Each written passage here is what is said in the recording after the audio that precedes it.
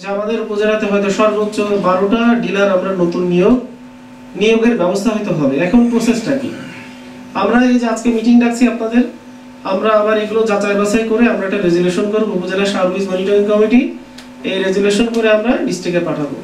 ডিস্ট্রিক্টে পাঠালে DC sir, আমাদের ডিডি স্যার, আরো যারা কমিটিতে আছেন ওনারা এটা যাচাই বাছাই করবেন। করার পরে 4টা উপজেলা একসাথে হলে সেটা কম্পাইল করে জাতীয় পত্রিকাতে একটা বিজ্ঞপ্তি দেওয়া হবে যে আমাদের চুয়াডাঙ্গাতে এতগুলো নতুন ডিলার নিয়োগ হবে।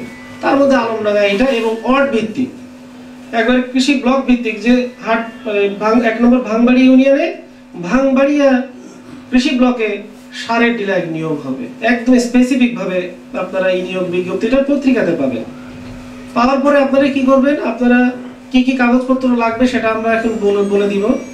আপনারা সেই কাগজপত্রগুলো জোগাড় করে আপনারা সরাসরি ডিস্ট্রিক্ট জেলা প্রশাসকের কার্যালয় অথবা আমাদের পরিচালকের কার্যালয়ে আপনারা আবেদন ড্রপ করবেন। করার পরে যতগুলো আবেদন ড্রপ হবে সেই আবেদনগুলো আবার ডিস্ট্রিক্ট থেকে আমাদের উপজেলাতে আসবে।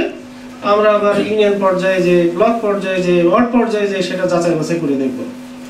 করার পরে আমরা আবার সেখান থেকে ফিল্টারিং করে আবার ইওনো মহোদয় এবং আমি বা আমরা আপনাদেরকে নিয়ে যারা কমিটিতে আছেন আমরা আবার সেটা ডিস্ট্রিক্টে পাঠাবো। পাঠানোর পরে ডিস্ট্রিক্ট জেলা প্রশাসক স্যার এবং ডিডি স্যারের যৌথ সিগনেচারে সেটা যাবে আবার বিভাগীয় কমিশনারের কার্যালয়ে, সেখানে আবার যাচাই বাছাই হবে, সেটা যাবে আবার মিনিস্ট্রিতে সরাসরি। এবং সচিব স্যার বলেছেন যে আমি নিজে যাচাই বাছাই করব, তোমাদের কোনো ভয় নেই। মানে আমাদের বলেছেন যেহেতু তোমরা সবচেয়ে নিচের টায়ারে চাকরি করো, কারণ যে প্রেশার আসবে তোমরা তোমাদের লেভেলের 6ষ্ঠ গ্রেডের অফিসার এই প্রেশার নিতে পারবে না। যদি না পারো সরাসরি আমাকে দেখাই দিবা যে যান স্যারের কাছে যান যে এটা করাই নিয়ে আসেন, তাহলে তুমি সেভ। তারপরে এটা চলে যাবে আমাদের খামারবাড়িতে বা আমাদের অধিদপ্তরে আমাদের ডিরেক্টর ফিল্ড সার্ভিস এবং ডিরেক্টর জেনারেল মহোদয়ের সাথে আপনাদের একটা চুক্তিনামা স্বাক্ষর হবে 300 টাকা স্ট্যাম্পে, যে হ্যাঁ আপনি এই টার্মস এন্ড কন্ডিশনের মাধ্যমে আপনি সারের ব্যবসা করতে পারবেন। এই হলো ইন ব্রিফ, এই হলো ইন শর্টে আমি টোটাল প্রসেসটা বলে দিলাম। এখন এখানে কোনো একক ব্যক্তি কিন্তু দায়ী না। যদি কারো নতুন ডিলারশিপ নিতে হয়, শুধু যদি ইওনো মহোদয়কে কেউ ধরেন বা কৃষি অফিসারকে ধরেন অথবা তাকে দায়ী করেন অথবা তার কাছে সুযোগ নিতে চান, কোনোটা আসলে এককভাবে কেউ করতে পারবে না। কারণ একটা টায়ার, প্রত্যেকটা টায়ারের কাজ আলাদা আলাদা আলাদা আলাদা। নিয়োগ কর্তৃপক্ষ প্রদত্ত নাগরিক সনদ লাগবে, কেমন?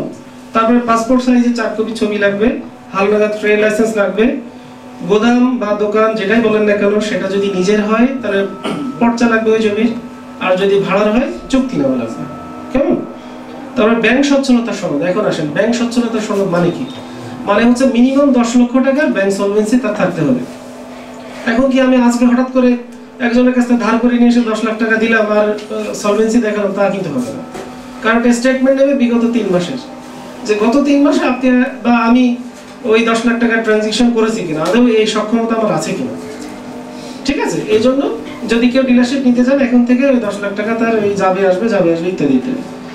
আচ্ছা, তারপরে হালনাগাদ আয়কর রিটার্ন দাখিল করতে হবে।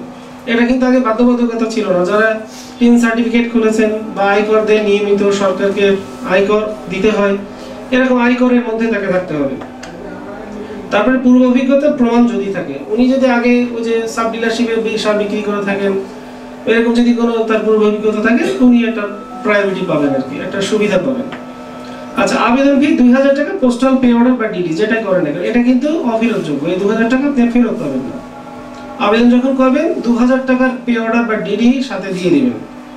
আচ্ছা, আর আর্নেস্ট মানি বাবদ 10,000 টাকা পে অর্ডার করতে হবে বা ডিডি করেন যেটা করেন না, এটা আপনি ফেরত পাবেন। অর্থাৎ আপনি যদি ডিলার হিসেবে নিয়োগ না পান, এই 10,000 টাকা আর্নেস্ট মানি যেটা আপনি দেবেন সেটা আপনি ফেরত পাবেন।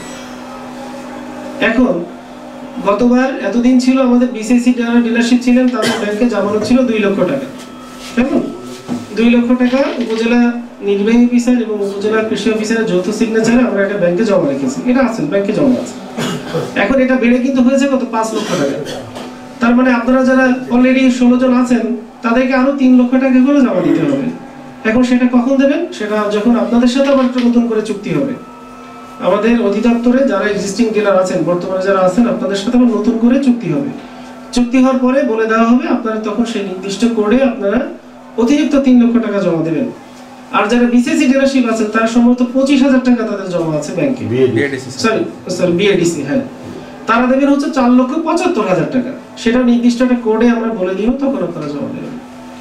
এই হচ্ছে ব্যাংক সলভেন্সি আর কি, জামানত, রাইট, জামানত। আর এখানে কোনো যখন আমরা নতুন নিয়োগ বা আবেদনপত্র পাবো তখনও কিন্তু আমরা এরকম মিটিং করে সবার সামনে সেগুলো যাচাই বাছাই করবো।